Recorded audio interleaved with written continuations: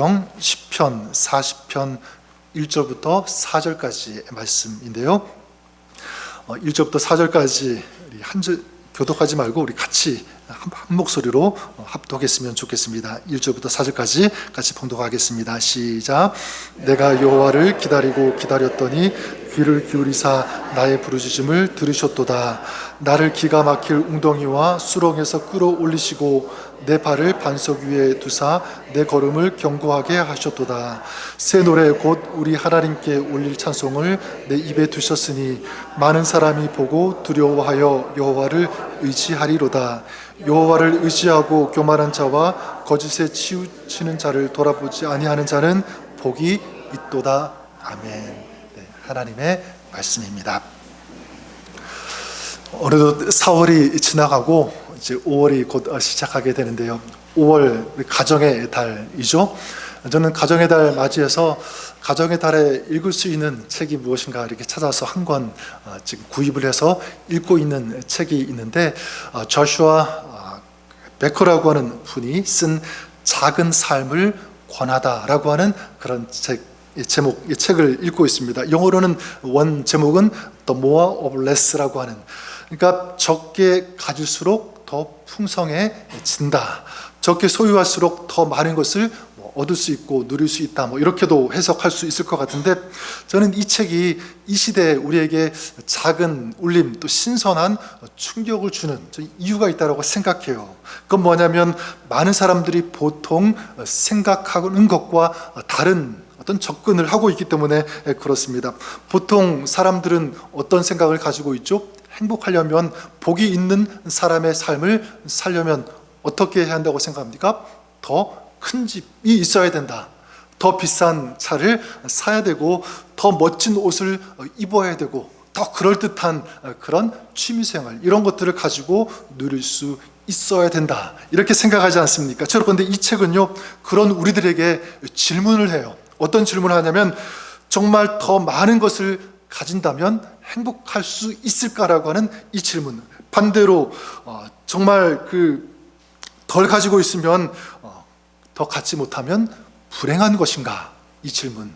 이 질문에 대해서 이 책은 결코 그렇지 않다라고 대답을 합니다. 실제로 이분이 어떻게 하고 있냐면, 자기가 가지고 있는 그런 것들을요, 이제 처분을 하고 팔기도 하고 도네이션 하기도 하고 이렇게 하는데, 6개월 만에 자기가 가지고 있었던 집의 물건의 50%를 다 처분을 했다고 합니다. 자, 그랬더니 이 저자가 느낀 것이, 알게 된 것이 뭐냐면, 소유를 줄이는 것이 소유를 더 많이 가지는 것보다 더 큰 기쁨을 주더라. 이것을 깨달은 것입니다. 예를 들어서 시간과 에너지 면에서 또 효율적으로 사용할 수 있게 되었고, 그리고 금전적인 면에서도 더 여유가 생기게 되었고, 그리고 더 너그러워지고 자유로워지고 스트레스도 덜 받게 되고, 어떤 일에 대해서 더 집중할 수도 있게 되고, 또 다른 사람들과 비교하는 어떤 그런 일도 없게 되고요. 그리고 삶의 만족감이 더 높아지더라. 이걸 깨달은 거예요. 저는 개인적으로 이 책이 제 마음에 터치가 되고 도전이 되는 그 이유는 이것입니다. 그 뭐냐면, 이분이 왜 이런 작은 삶을 추구했는가? 이게 제 마음에 도전이 되었어요. 이분이 그런 삶을 추구했던 그 이유가 뭐냐면, 궁극적인 그 목적은 바로 행복에 대한 것이었어요. 행복한 삶, 이 방식을 찾고 싶어서. 그래서 저는 보니까 이분이 그런 삶을 살게 된 결정적인 이 계기가 되는 사건을 책에서 발견을 했는데, 이 저자가 집안 그 정리에 너무 치여가지고 짐이 굉장히 많으니까 아이하고 놀아주지 못하는 거예요. 그래서 아버지하고 놀아야 되는데, 그래서 서운한 마음으로 이렇게 뒤돌아서서 혼자 놀고 있는 아들을 보면서 마음이 너무 아팠던 거예요. 이게 아닌데. 그래서 참 이 좌절감을 느끼게 된 거예요. 그러던 어느 날 이 준이라고 하는 그 이웃집 어떤 사람이 지나가면서 이분에게 이런 말을 하는 거예요. 아니, 이 많은 것을 다 이고 지고 살 것입니까? 그럴 필요 없잖아요. 이 말 한마디 툭 던지고 가는데 이게 가슴을 친 거예요. 그렇구나. 이걸 내가 다 지고 살 것인가? 진정한 행복을 위해서 삶의 크기를 줄여 나가야 되겠구나.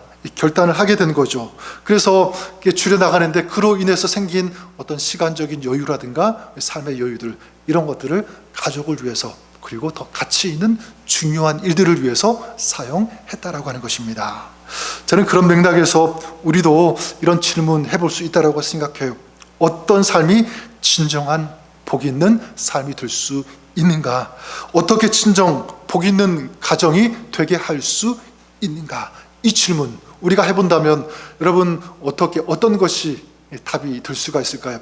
여기에 대해서 오늘 말씀, 이 성경적인 이 지침, 이 답을 주고 있는데 저는 4절에 답이 있다라고 생각합니다. 우리 읽었지만 우리 4절 말씀 우리 다시 한번 같이 읽어보도록 하겠습니다. 시작. 여호와를 의지하고 교만한 자와 거짓에 치우치는 자를 돌아보지 아니하는 자는 복이 있도다. 자, 어떤 사람이 복이 있다라고 말씀하고 있죠? 교만하지 않고 거짓에 치우치지 않는 그런 사람, 교만하지 않고, 그러니까 자신의 힘과 자신의 능력과 자신의 지혜를 의지하지 않는 그런 사람이겠죠. 거짓에 치우치지 않는 그런 사람, 헛된 것, 그리고 허무한 것, 참되지 않은 그런 것들을 따르지 않는 사람, 이런 사람. 근데 핵심은 무엇이냐면 이거죠. 여호와를 의지하고 여호와를 의지하는 사람이 복이 있는 것입니다. 그러니까 복잡하지 않아요. 굉장히 심플합니다. 여호와를 의지하는 것. 그런데 굉장히 강력한 그 답을, 그 지침을 우리에게 주고 계시는 거예요. 저는 그런 의미에서 여기에 계시는 여러분들을 주님의 이름으로 간절히 축원합니다. 저는 여러분의 삶이 이렇게 주님을 의지하는 복 있는 삶이 될 수 있기를 주님의 이름으로 축복합니다. 또 여러분의 가정도 주님을 의지하는 가정, 그래서 진정으로 복 있는 그런 가정이 될 수 있기를 다시 한번 주님의 이름으로 간절히 축복합니다. 그러면 주님을 의지한다. 이것은 구체적으로 무엇을 의미하는가? 주님을 의지하는 삶은 도대체 어떤 것이기에 진정한 복 있는 삶이라고 할 수 있는가? 여기에 대해서 몇 가지를 같이 나누고 싶은데, 주님을 의지하는 삶은요, 이것입니다. 하나님께 모든 것을 맡기는 사람. 다시 말하면 하나님께 모든 희망과 소망을 걸 수 있는 그런 사람, 그런 가정이 복이 있다라는 것입니다. 자, 주님을 의지하는 삶, 참으로 복 있는 삶, 어떤 것인지 여기에 대해서 1절부터 3절에 쭉 설명하고 있는데, 자, 먼저 우리 한번 1절 말씀 같이 다시 한번 읽어보도록 하겠습니다. 1절 말씀 읽겠습니다. 시작. 내가 여호와를 기다리고 기다렸더니 귀를 기울이시사 나의 부르짖음을 들으셨도다.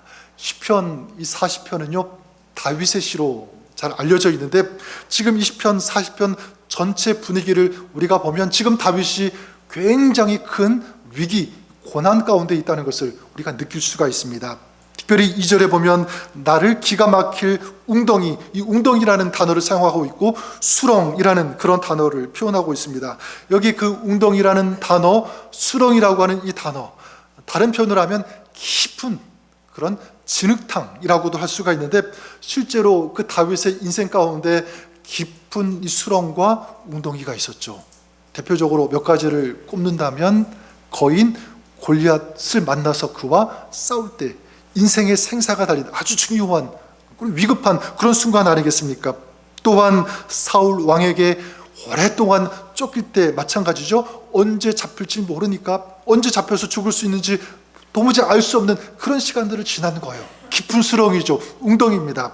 또한 나중에 왕이 되었을 때 자기의 아들 압살롬이 반역했을 때, 그래서 왕의 자리가 강탈당했을 때, 쫓겨다닐 때 마찬가지입니다. 그러니까 아무리 발버둥 쳐도 도저히 헤어나올 수 없을 것 같은 그런 시간, 그런 과정을 지난 거예요. 자, 그런 가운데서 다윗은 여기 보니까 누구를 기다렸다 이렇게 말씀하고 있습니까? 여호와 하나님을 기다렸다. 여러분 한번 생각해 보세요. 상식적으로 보통 이런 상황이라면 누구를 기다려야 되는가? 만약 골리앗과 싸울 때, 그때 여러분 누구를 보통 기다립니까? 생각합니까? 골리앗보다도 더 큰 힘을 가진 장대한 그런 사람이 왔으면 좋겠다, 이런 생각하지 않겠어요? 사울 왕에게 쫓길 때도 마찬가지죠. 억울한데 나의 억울함을 풀어줄 수 있는 그런 사람, 변호해 줄 수 있는 그런 사람이 얼른 빨리 왔으면 좋겠다. 그런 사람 기다리지 않겠습니까? 압살롬이 반역했을 때, 그래서 쫓겨다닐 때 이 압살롬이 빨리 정신 차렸으면 좋겠다. 그 시간, 어떤 그런 상황이 오는 것, 그걸 기대하지 않겠습니다. 그런데 지금 다윗을 보니까 그런 사람을 기다리는 것이 아니라 누구를 기다렸냐면 여호와 하나님을 기다렸다, 이렇게 말씀하고 있습니다. 이 기다린다라고 하는 단어, 카와라고 하는 이 히브리어를 사용하고 있는데, 이거는요 그냥 무의미하게 기다리는 그런 기다림이 아니에요. 이 카와, 이 단어는 뭐냐면 확신을 가지고 기다리는 것, 이 카와입니다. 그리고 여기 보니까 그냥 한 번이 아니라 기다리고 기다렸더니 몇 번, 두 번 강조해서 말하고 있는 거죠. 그러니까 지금 이게 무슨 뜻이냐면, 지금 다윗은 어떻게 기다린 것입니까? 하나님을 확신하고 신뢰하면서 하나님께 모든 이 소망, 희망을 걸면서 하나님께 맡겼다라는 거야. 그렇게 기다렸다는 거죠. 지금 내가 깊은 웅덩이, 그런 수렁 가운데 있다고 할지라도 하나님이 내 인생 가운데 오시면, 개입하시면, 이런 것들은 지금은 문제지만 나에게, 나를 무너뜨리는 큰 어떤 문제가 되지 않는다. 하나님이 반드시 이기게 해주실 것이라고 하는 하나님을 향한 확실한 믿음, 이 고백인 거예요. 자, 그렇게 하나님을 의지하고 하나님께 맡겼을 때 여러분 보십시오. 그 다음 이어지는 이야기가 어떻게 됩니까? 하나님이 귀를 기울이사 나의 부르짖음을 들으셨도다. 나의 부르짖음을 들으셨도다. 또 2절에 보면 나를 기가 막힐 웅덩이와 수렁에서 끌어올리시고 내 발을 반석 위에 두사 내 걸음을 견고하게 하셨도다. 수렁에서, 웅덩이에서 끌어올려 주시고, 그게 끝이 아니죠. 반석 위에 내 발을 두셨다. 내 길을 견고하게, 든든하게 하셨다. 누가 하셨다는 거예요? 하나님께서 그렇게 하셨다는 것입니다. 여러분 정말 멋지지 않으십니까? 그렇죠? 여러분, 그런 의미에서 정말 불행한 사람은 어떤 사람일까 생각해 보지 않을 수 없습니다. 정말 불행한 사람, 여러분 문제가 굉장히 많은 사람, 그런 사람, 우리 인간적인 시각으로 본다면 그런 사람, 불행한 사람 맞아요.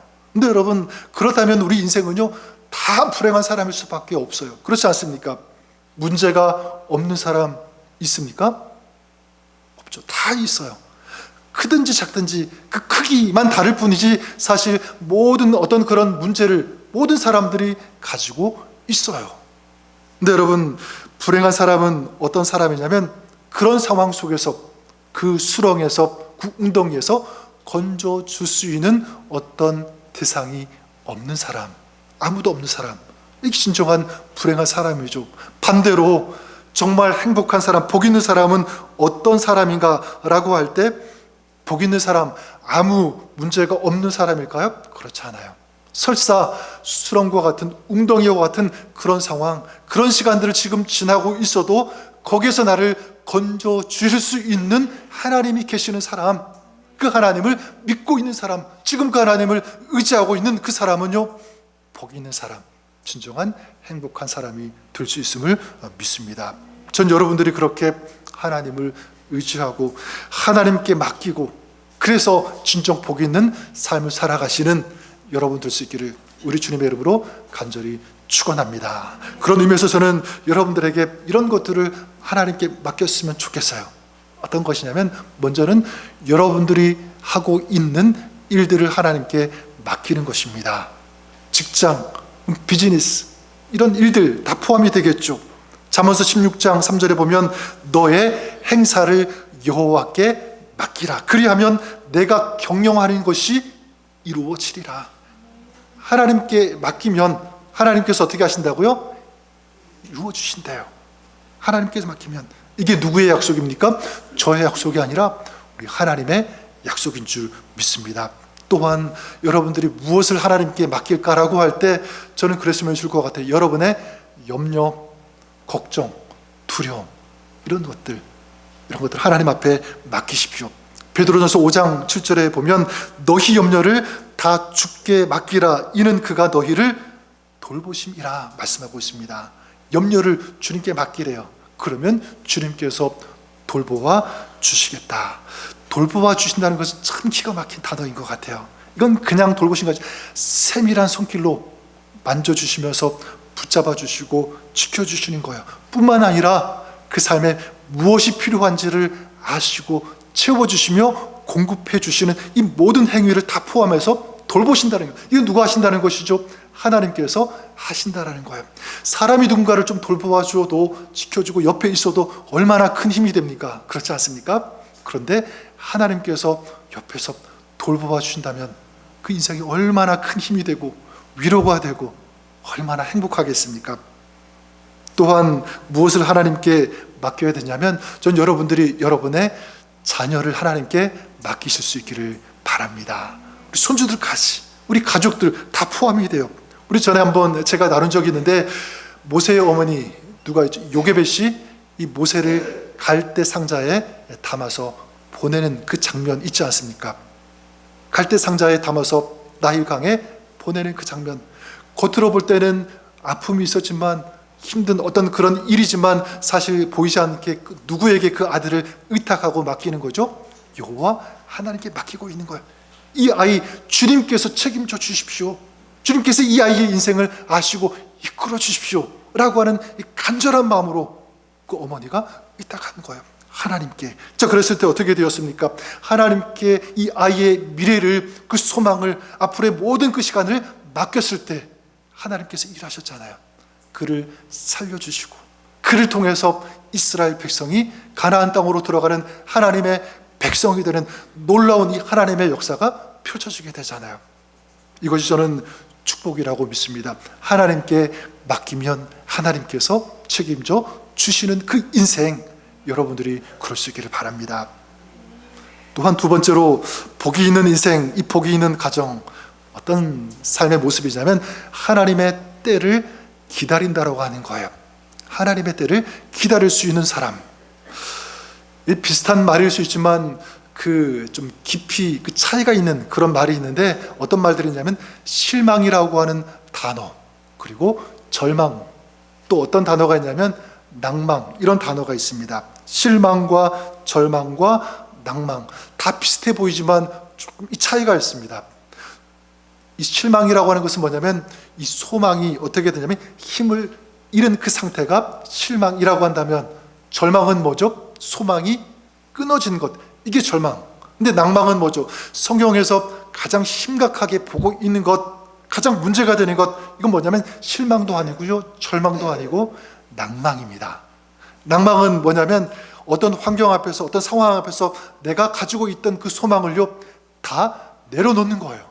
포기하는, 그게 낭망이기 때문에 이 가장 심각한 것으로 성경은 보고 있는데, 대표적으로 시편 40편 5절에 보면 내 영혼아 내가 어찌하여 낭망하는가, 낙심하는가, 그렇게 표현합니다.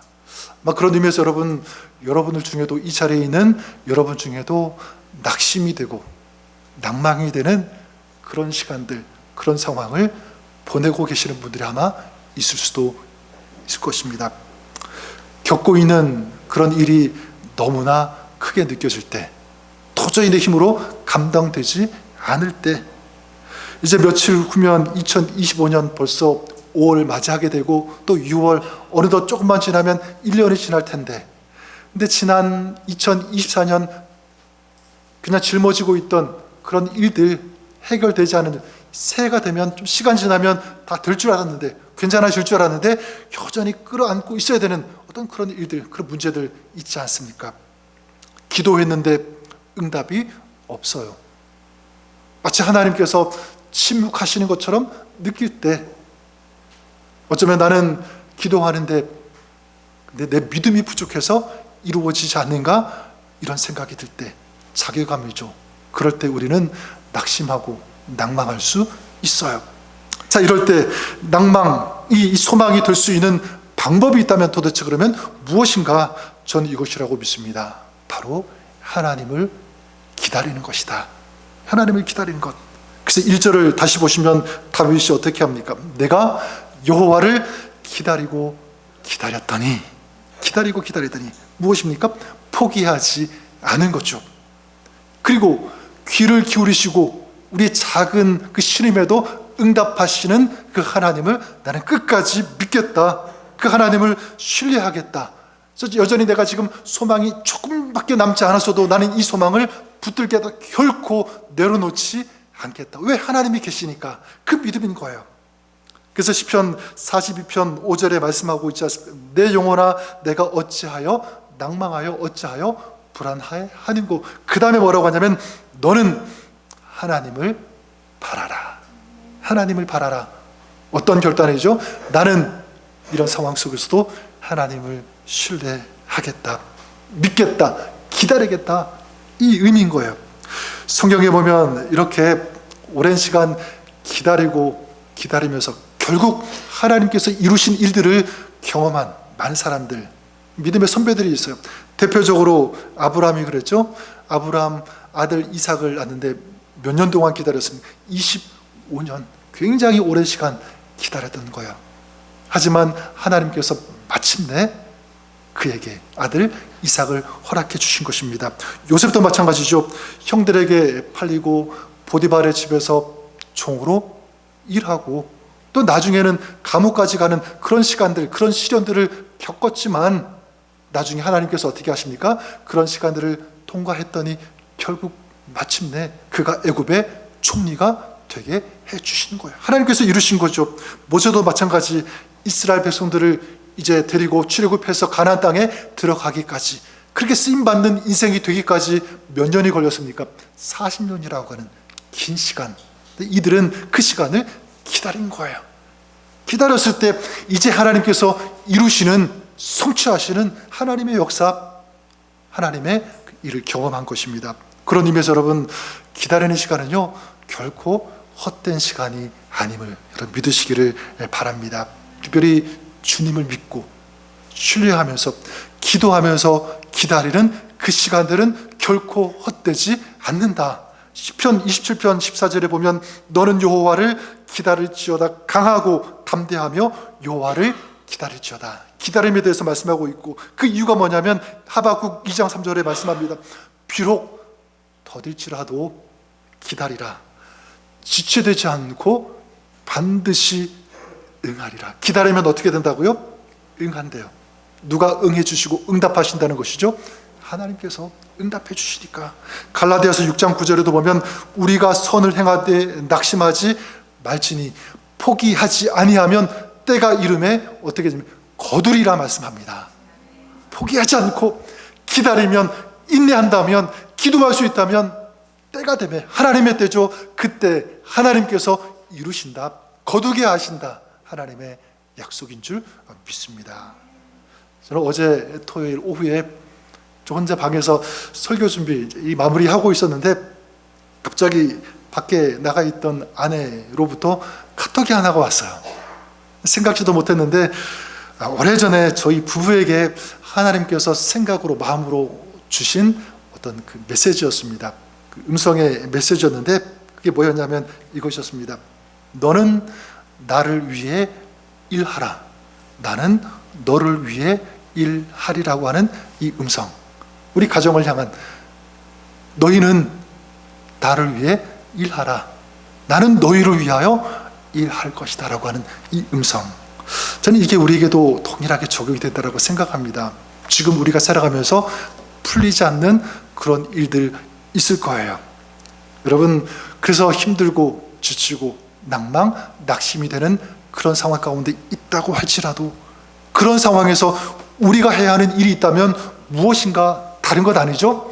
하나님을 바라보는 것, 그리고 기도하는 것, 기다리는 것. 우리가 이 일을 하면 우리 하나님께서 이제 그런 나를 위해서, 여러분들을 위해서 어떻게 하십니까? 일하실 줄 믿습니다. 하나님 일하신다. 하나님은 그래요. 지금 보이지 않아도, 우리가 느낄 수 없어도 우리 뒤에서 우리를 위해 오늘도 일하시는 하나님, 그분 여러분 우리의 하나님이심을 믿습니다. 저는 이것이 축복이라고 생각해요. 그 하나님을 알고 그 하나님을 만나고 의지함으로 하나님께서 역사하시는 그 일들을 우리 삶 속에서 경험하는 것, 얼마나 아름다운, 얼마나 축복된 일입니까? 저는 이런 축복이, 여러분 이런 은혜가 여러분 삶의 가정에 충만할 수 있기를, 풍성할 수 있기를 주님의 이름으로 간절히 축원합니다. 마지막 세 번째로 복이 있는 인생, 복이 있는 가정은 뭐냐면 입술에 새 노래가 있는 삶, 가정이라고 말씀드리고 싶어요. 입술에 뭐가 있다고요? 새 노래, 새 노래. 그런 의미에서 우리 3절 말씀 다시 한번 같이 읽어보도록 하겠습니다. 3절 읽겠습니다. 시작. 새 노래를 곧 우리 하나님께 올릴 찬송을 내 입에 두셨으니 많은 사람이 보고 두려워하여 여호와를 의지하리로다. 자, 보십시오. 다윗이 무엇으로 하나님께 찬송한다라고 말씀하고 있죠? 새 노래로, 새 노래로 하나님을 찬송한다. 지금 우리가 보고 있는 그 흐름을 다시 한번 생각해 보십시오. 하나님께 희망을 걸고 하나님께 모든 것을 맡길 수 있는 그런 사람, 그리고 하나님을 신뢰하면서 인내하면서 기도하며 기다릴 수 있는 그런 사람. 자, 그런 사람에게서 나타나는 삶의 모습이 있다고 저는 생각해요.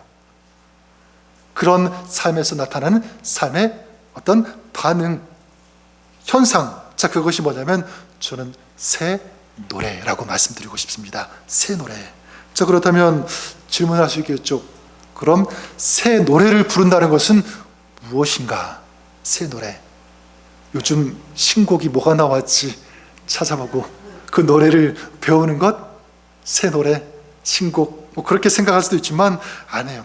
여기서 말하는 새 노래는 쉴 하다시라고 하는 이 히브리어를 사용하는데, 쉴 하다시가 뭐냐면 이거는 단순히 그냥 새롭게 만든 어떤 새로 발표된 노래, 그 노래를 말하는 것이 아니라 이 새 노래, 이 신앙적인 성경적인 새 노래는요, 하나님의 그 베풀어 주신 그 은혜를 생각하면서 기억하면서 부르는 노래. 이게 다 뭐가 되냐면 새 노래가 되는 거예요. 또한 하나님께서 앞으로 우리에게, 우리 가정 가운데 부어주실 그 은혜를 생각하면서 신뢰하면서 부르는 노래. 이게 다 뭐냐면 새 노래가 되는 것입니다. 이렇게 이해하면 좀 이해가 될 수 있을 것 같아요. 5월 우리 가정의 달인데 우리 가족들끼리, 우리 특별히 부모님에게 아니면 남편, 우리 아내에게 그동안 수고가 많았어, 고생 많았지, 힘들었지, 너무 고마워, 감사해, 표현하는 거죠. 얘기해 주는 거예요. 그러면 그 얘기를 듣는 사람 마음은 어떻겠습니까?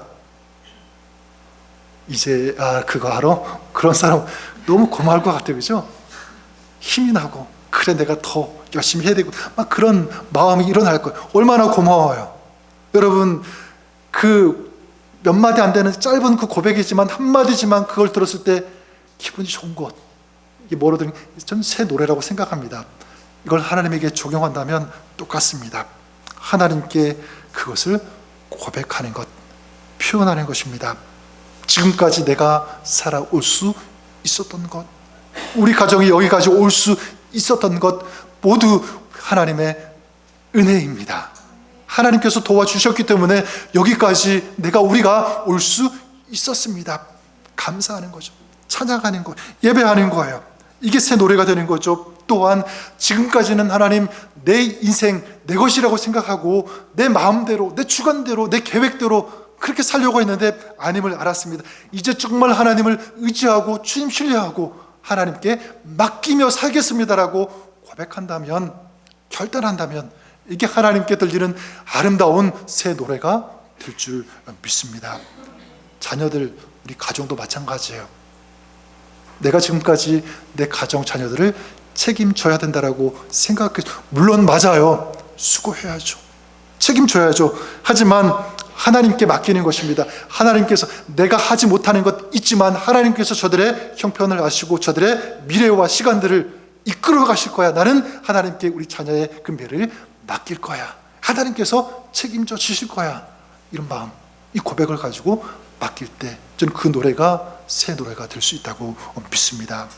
지금까지 예수 그리스도 주님을 듣기는 들었는데, 알기는 아는데, 교회 예배는 참석하는데 내 마음 중심, 내 마음 깊은 곳에 그 주님을 모시지 않고, 믿지 않고, 고백하지 않고 그렇게 살아왔다면 다시 그 주님을 찾는 것입니다. 주님이 나의 진정한 주가 되어 주십니다. 주님께서 나를 위해 죽으시고 나를 위해 부활하셨고 부활의 첫 열매가 되어주셔서 우리가 영원히 살 수 있는 그런 영생의 소망을 저희들에게 주셨음 너무나 감사합니다. 내가 그 주님을 의지하며 주님 믿고 주님과 동행하는 그런 삶 살겠습니다. 결단한다면, 고백한다면 여러분 그 노래 정말 하나님께서 가장 기뻐하시는 노래가 될 수 있다고 저는 믿습니다. 지금 내가 어떤 고난 가운데 있어도, 어떤 어려움 가운데 있어도 낭망할 수밖에 없는 그런 상황 가운데 있다고 할지라도 이제 오늘도 나에게 새 힘을 주시는 하나님, 은혜 베풀어 주시기를 원하시는 그런 하나님 생각하면서 감사하면서 기도하는 거죠. 그렇다면 그 기도가 뭐가 되겠습니까? 아름다운 하나님께서 기뻐하시는 새 노래가 되는 줄 믿습니다. 전 여러분 삶에 이런 노래가 풍성했으면 좋을 것 같아요. 여러분 신앙 가운데, 여러분 가정 가운데도 이 노래가 가득 울려 퍼지는 그런 복된 가정 될 수 있기를 주님의 이름으로 간절히 축원합니다. 그런 여러분의 인생을, 여러분의 가정을 우리 하나님께서 마음껏 축복해 주실 것을 믿습니다. 저는 말씀을 정리하면서 오래전, 좀 굉장히 오래되었지만 같이 신앙생활했던 한 부부의 이야기를 좀 소개하고 마칠까 해요. 이 부부에게는 딸 한 명이 있었는데 이 딸이 그만 놀다가 큰 부상, 심각한 그런 상처를 입게 되었, 다치게 된 거예요. 하나밖에 없는 그 딸이 다치게 되었으니까 얼마나 이 부모 마음이 아프겠습니까? 좀 가슴이, 마음이 찢어질 것 같아요. 걱정도 되고 막 삶이 막 무너지는 어떤 그런 상황 아니겠습니까? 근데 며칠 후에 제가 기억하기로 주일 예배였는데요, 예배 그분들이 왔는데 맨 앞자리에 앉은 거예요. 저는 뒤에서 보았죠. 찬양을 하는데 그분들이 똑같이 부부가 손을 높이 들고 찬양하는 이 모습, 전 뒤에서 보았지만 전 느낄 수가 있었습니다. 그분들이 어떻게 찬양하고 어떻게 노래를 부르고 있는지. 그분들은요 찬양하는데 정말 하나님 그 은혜를 생각하면서 감사하면서 부르는 그 노래, 저에게 그렇게 느껴졌어요. 하나님을 정말 신뢰하는, 그리고 앞으로의 그 모든 시간들, 그리고 그 자녀를 하나님께 맡기는, 기도하는 어떤 그런 모습들 저에게 다가왔습니다. 그러니까 그분들은요 어떤 노래를 부른 거죠? 새 노래를 부른 거였어요. 아마 제가 볼 때는 그분들의 그 노래 하나님께서 너무 기쁘게 들으시지 않았을까, 감동받으시지 않았을까, 이런 생각이 막 밀려왔어요. 저는 그것이 맞다라고 생각합니다. 저는 여러분의 삶에, 여러분의 가정에 이 노래가 있기를 바랍니다. 어떤 노래죠? 하나님을 의지하면서, 신뢰하면서, 기도하면서 부르는 노래. 그럴 때 여러분의 삶을, 여러분의 가정을 우리 하나님께서 축복해 주실 것을 믿습니다. 세상이 말하는 복이 아니라 하나님께서 주시는 진정한 이 복, 축복의 삶을 살아가는 여러분, 또 여러분의 자녀, 가정이 될 수 있기를 주님의 이름으로 간절히 축원합니다. 한번 기도하겠습니다. 하나님 아버지, 진정한 축복은 하나님을 의지하고 하나님을 신뢰하며 주님과 함께 살아가는 것, 주님께서 주시는 은혜와 은총을 받아 누리며 살아가는 이것이야말로 가장 귀한, 가장 아름다운 행복이요 축복임을 믿습니다. 오늘 그 주님을 찬양하며 예배하며 만날 수 있는 그 은혜 허락하신 하나님, 오늘 우리의 마음에, 우리의 신앙과 우리 가정, 우리 자녀들에게 그 은혜와 축복 허락하여 주시옵소서. 예수님의 이름으로 기도드립니다. 아멘.